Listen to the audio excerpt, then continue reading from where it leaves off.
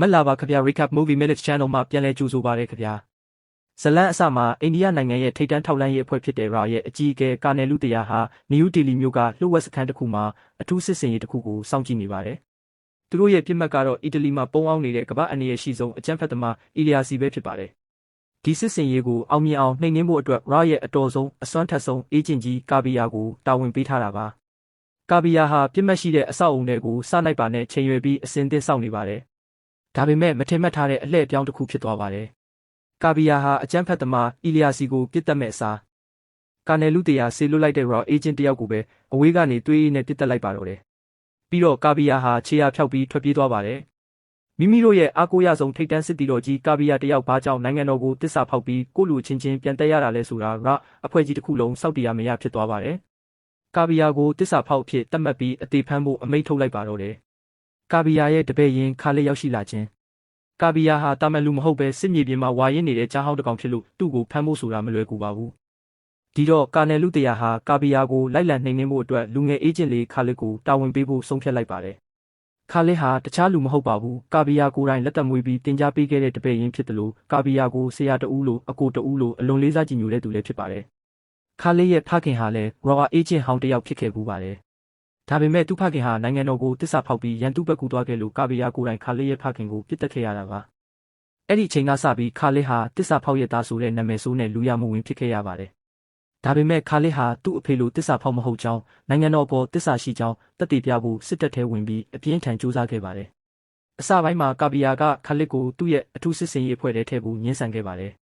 မင်းဖေရဲ့သွေးကမင်းစီမှာရှိနေတဲ့တစ္ဆာဖောက်ရဲ့သားကိုငါမယုံဘူးလို့ပြောခဲ့ပေမဲ့ခါလစ်ရဲ့မလျှော့သောဇွဲလုံးလားထူးချွန်ထက်မြက်တဲ့တိုက်ခိုက်ရေးစွမ်းရည်တွေကြောင့်နောက်ဆုံးမှာတော့ကာဘီယာကသူ့ဖွဲ့ထဲကိုခါလစ်ကိုလက်ခံခဲ့ပါတယ်ကာဘီယာရဲ့လက်အောက်မှာခါလစ်တယောက်ဂျီဟက်ဝါဒီတွေကိုနှိမ်နင်းတဲ့မစ်ရှင်တွေအီရတ်နဲ့ဆီးရီးယားကအန္တရာယ်များတဲ့စစ်စင်ရေးတွေကိုအောင်မြင်စွာဆင်နွှဲရင်းကာဘီယာရဲ့ယုံကြည်မှုကိုရယူနိုင်ခဲ့ပါတယ်လွန်ခဲ့တဲ့တစ်နှစ်ကကာဘီယာနဲ့ခါလစ်တို့အဖွဲ့ဟာအဓိကအကြမ်းဖက်မင်းသားကြီးအီလီယာစီကိုဖမ်းဆီးဖို့စစ်စင်ရေးတစ်ခုလုပ်ခဲ့ကြပါတယ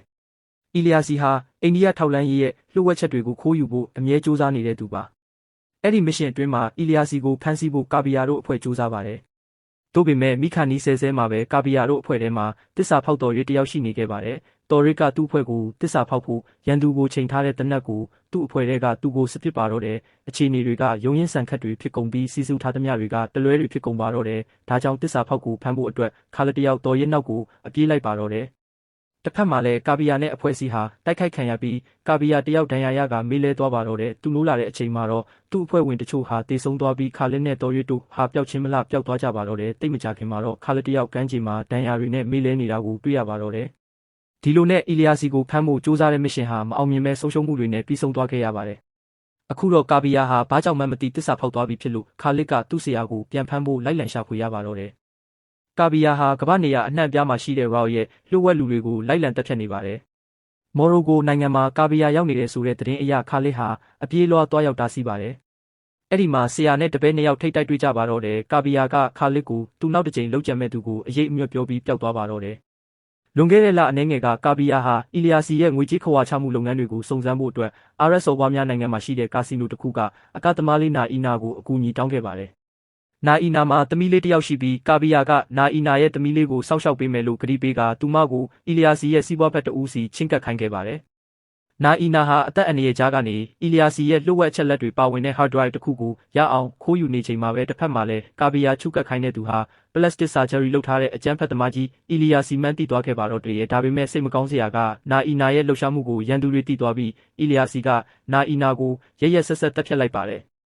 ကာဘီယာရောက်သွားတဲ့အချိန်မှာနာအီနာဟာတေဆုံးနေပါပြီ။နာအီနာမတေခင်ခြံထားခဲ့တဲ့တဲလွန်စာအရဝါထဲမှာအီလီယာစီရဲ့တစ္ဆာဖောက်သူရှိုးအကြီးစားတစ်ယောက်ရှိနေပြီးအဲ့ဒီသူရှိုးဟာအိန္ဒိယရဲ့စစ်ဖက်ဆိုင်ရာလှုပ်ဝက်ကုတ်တွေနဲ့ဒုံးကျည်စနစ်တွေကိုအီလီယာစီစီရောင်းချဖို့ကြိုးစားနေတယ်ဆိုတာကာဘီယာသိသွားပါတယ်။ဒါကြောင့်ကာဘီယာဟာအဖွဲ့အစည်းကိုတစ္ဆာဖောက်ဟန်ဆောင်ပြီးအဲ့ဒီသူရှိုးကိုကိုယ်တိုင်ဖော်ထုတ်ဖို့တကူတော်စစ်စင်ရေးဆင်နွှဲနေတာဖြစ်ပါတယ်။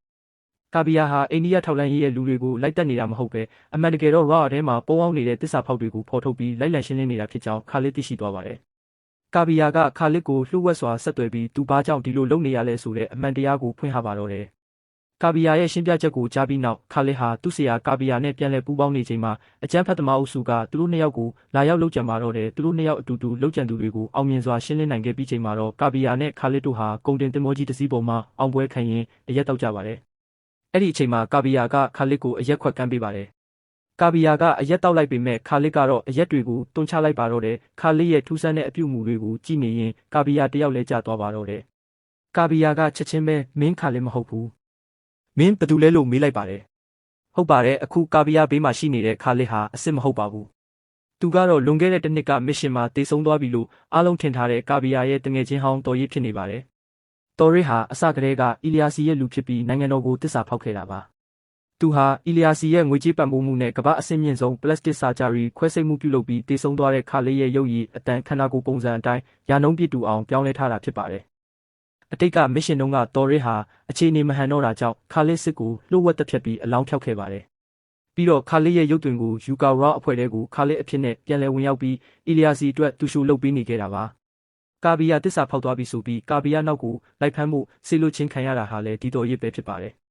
အမှန်တရားပေါ်သွားတဲ့အခါတော်ရစ်ဟာကာဗီယာရဲ့အရက်ခွက်ထဲကိုအစိတ်ခတ်ထားပြီးသားဖြစ်လို့ကာဗီယာဟာမူးဝေပြီးလဲကျသွားပါတယ်တော်ရစ်ဟာအိန္ဒိယစစ်တပ်ရဲ့လှုပ်ဝက်ကုတ်တွေပါတဲ့ hard drive ကိုယူပြီးအီလီယာစီရှိရာကမ်းခြေကခံတပ် OGC ကိုထွက်ပြေးသွားပါတယ်ဒါပေမဲ့ကာဗီယာဟာလွယ်လွယ်နဲ့အရှုံးပေးမဲ့သူမဟုတ်ပါဘူးသူဟာအစိတ်တံကိုအန်တူပြီးတော်ရစ်နောက်ကိုလိုက်လံနှိမ်နင်းပါတယ်ကာဗီယာကိုမြင်တဲ့ချိန်မှာခါလစ်တယောက်အံ့ဩနေပါတော့တယ်ဟုတ်ပါတယ်အစကတည်းကကာဗီယာဟာခါလစ်ကိုတန်တရားဝင်နေခဲ့တာပါကာဗီယာရဲ့တစ္ဆာရှိအဖွဲ့ဝင်တူဟာခါလစ်ရဲ့မူမမှန်တာတွေကိုပြောပြခဲ့အတွက်ခါလစ်လှုပ်ရှားပုံတွေကိုစောင့်ကြည့်ပြီးအစိတ်ဖြေဆေးကိုကာဗီယာစီကိုပေးခဲ့ပါတယ်ခါလစ်ဟာညာဘက်မျက်လုံးကငယ်စုကဒဏ်ရာကြောင့်မမြင်ရတာကိုကာဗီယာတယောက်ပဲသိရှိခဲ့တာပါသူတို့နှစ်ဦးအကြမ်းဖက်သမားတွေတိုက်ခိုက်တာခံရဆုံးမှာတော့ခါလစ်ဟာညာဘက်ထောင်းကရန်သူကိုတေးသက်စွာတိုက်ခိုက်ခဲ့ပုံကြောင့်ခါရစ်ဟာတန်တရားဖြစ်เสียကောင်းနေခဲ့ပါတယ်ဒါတွေကြောင့်ပဲကာဗီယာကဟာတစ်ထဲမှာခြေရခံဆက်ထည့်ပြီးရည်ရွယ်ချက်ရှိစွာနဲ့ခါလစ်ကိုပေးခဲ့ပါတယ်အခုတော့တော်ရစ်တယောက်ကိုလို့ယုံပြေးဖို့အတွက်အီလီယာစီကိုတောင်တစ္ဆာထပ်ဖောက်ပြန်ပါတော့တယ်ဒေတာရစ်တယောက်ပြေးထွက်သွားတဲ့နောက်ကိုကာဗီယာဟာအတီးတန်ပြေးလိုက်ပြီးကလဲစားချေပါတော့တယ်နောက်ဆုံးမှာတော့ခံတက်ကြီးတစ်ခုလုံးနဲ့ဘုံတန်တနတ်တန်တွေကြောင့်ပြိုကျပျက်စီးလာပါတယ်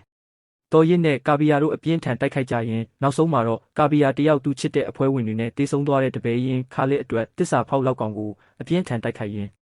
နောက်ဆုံးမှာတော့ကာဗီယာဟာခံတက်ရဲ့အမိုးခုံးပြိုကျမှုကြားထဲမှာတော်ရစ်ကိုအမိရချုပ်ကင်ပြီးအဆောက်အုံအောက်ကိုရိုက်ချလိုက်ပါတော့တယ်။တော်ရစ်ဟာပြိုကျလာတဲ့ကြောက်တုံးကြီးတွေအောက်ပြီးမိပြီးနေရာတင်တေဆုံးသွားပါတယ်။အကြမ်းဖက်သမားအီလီယာစီကိုလည်းရော့အဖွဲ့ကဖမ်းဆီးနိုင်ခဲ့ပြီးအိန္ဒိယနိုင်ငံတော်ကြီးဟာဘေးအန္တရာယ်ကနေကာကွယ်နိုင်ခဲ့ပါတယ်။ဇလန်ရဲ့အဆုံးသတ်မှာတော့ခါလစ်စစ်ရဲ့ရုပ်အလောင်းကိုရှာဖွေတွေ့ရှိခဲ့ပြီးနိုင်ငံတော်ကခါလစ်ကိုတစ္ဆာရှိစစ်သားကောင်းတစ်ယောက်ဖြစ်စစ်ရေးအရာဂုဏ်ပြုတင်ကြိုပေးခဲ့ပါတယ်